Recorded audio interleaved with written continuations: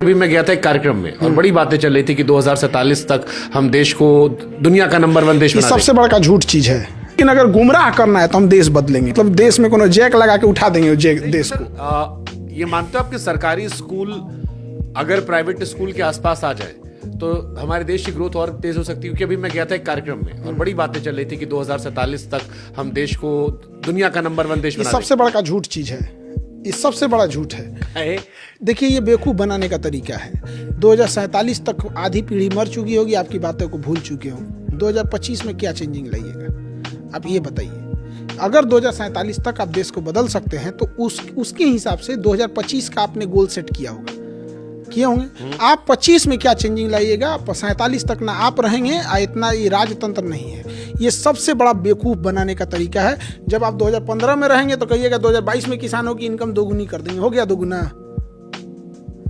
आत्महत्या रेट भले बढ़ा होगा, नहीं हुआ ना। ये सबसे बड़ा बेवकूफ़ी है ये चीज़ें।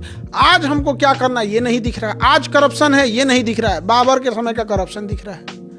आज हमारे सामने घटनाएं हो रही हैं, समाज को झकझोर देने वाली घटनाएं हो रही हैं, वो नहीं दिख रहा है। लेकिन दिखता है हमें तो 400 साल 500 साल पुरानी चीजें दिख रही हैं। तो अगर हमको बेहतर करना हो, मान लो हमें एक लक्ष्य लेकर चलते हैं कि हमको भारत को बेहतर करना है और एजुकेशन से ही सारी चीजें बेहतर होती हैं, आपके हिसाब से इंडिया में क्या चेंजेस होना चाहिए? सबसे बड़ा चीज क्या है कि आप जब हम कहते हैं इंडिया को बेहतर करना है, यहीं से हम लोग अलग रास्ते पे भटक जाते हैं। इंडियंस को बेहतर कीजिए, इंडियंस को।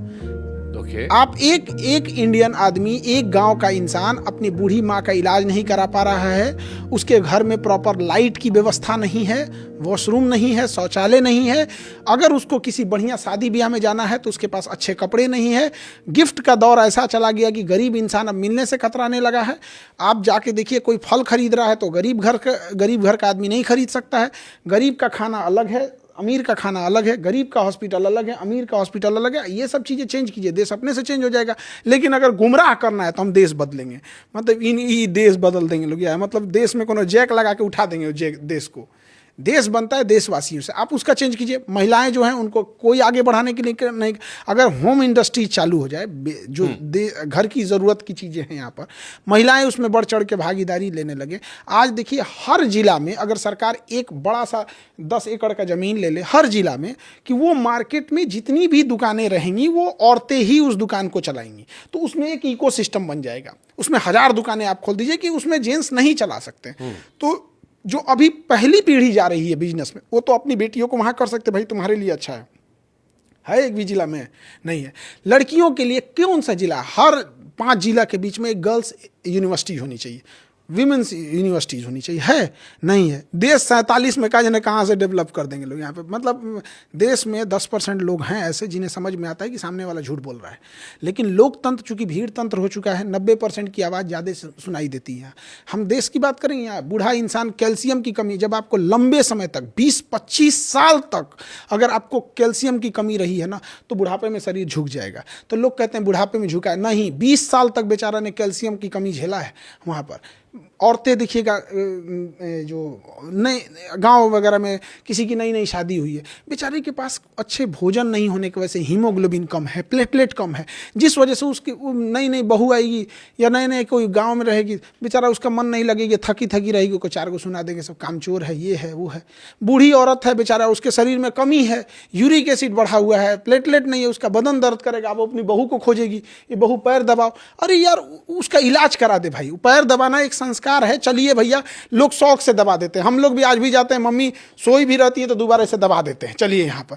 लेकिन बताइए, आप कहिएगा कि देश पढ़ने को, वो कहाँ जाएगा बेचारा?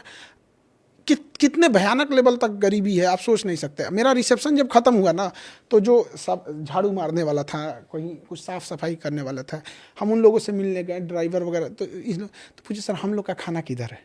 मतलब समझिए, उन्हें ये लगता है कि मेरा खाना अलग है, हम गरीब हैं, हम छोटे लेवल का काम करते हैं, मेरा खाना अलग है, ये तो बड़े लोगों का खाना होगा। फिर हम उन लोगों को वही खाना खिलाएं जो हमारे यहाँ पे हम लोग खाए थे, हमारी फैमिली खाई थी, जो भी VIP गेस्ट थे वो लोग खाए थे, वही खाना था। कोई फर्क नहीं था, जो उनकी थाली में थी वही उनके थाली में। लेकिन उनका हिम्मत देखिए, टूट चुका था हिम्मत। उन्हें लगता था वहाँ रखा हुआ था, लेकिन हिम्मत नहीं थी कि प्लेट उठा के खा ले, शायद कोई छीन न ले।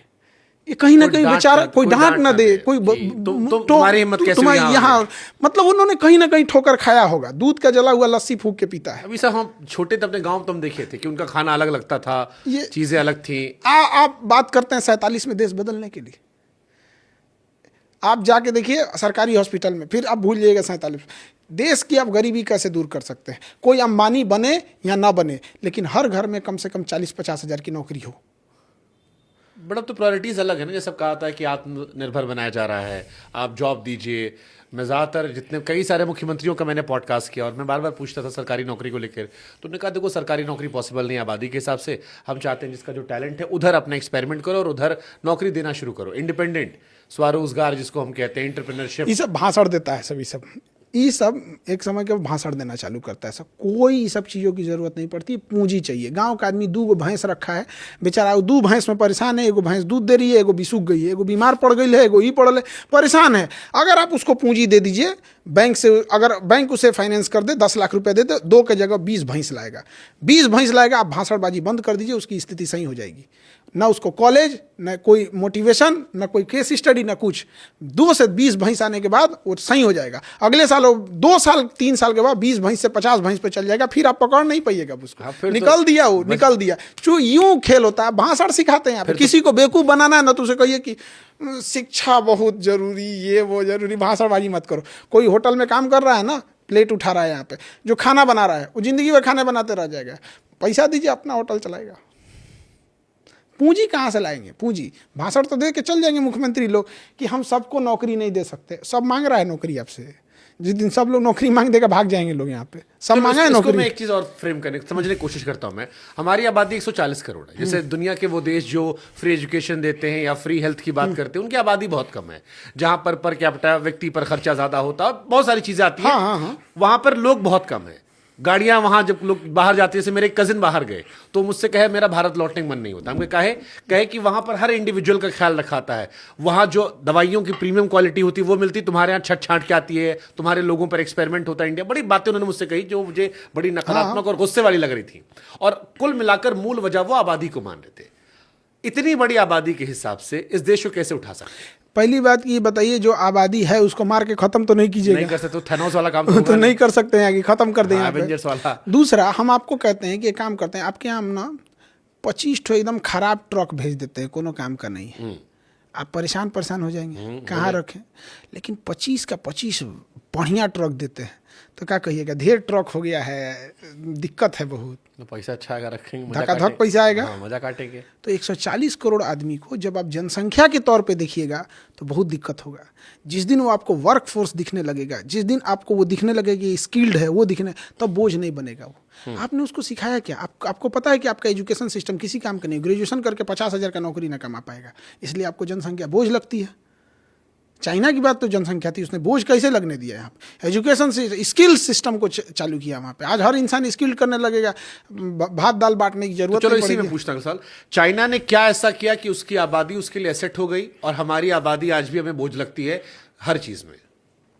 पहला वहाँ पे एक जो डिसीजन लिया जाता है उसको इम्प्लीमेंट करना है। ये करना है मतलब ये करना है, और हर इंसान अपने काम पे फोकस कर रहा है।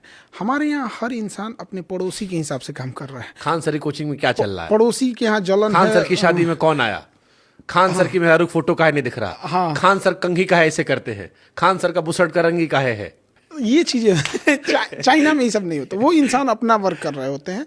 और वहाँ सबसे बड़ा चीज़ क्या है ना, कि मेल और फीमेल में भेदभाव नहीं है। जैसे अपने यहाँ ना, अगर आप कोई ईंटा जोड़ने वाला मिस्त्री लाए हैं, घर प्लास्टर कर रहा है, अगर कोई महिला आ जाएगी ना, तो आप चौंक के देखो, अरे ये कहाँ से चला? क्यों नहीं कर सकती भैया?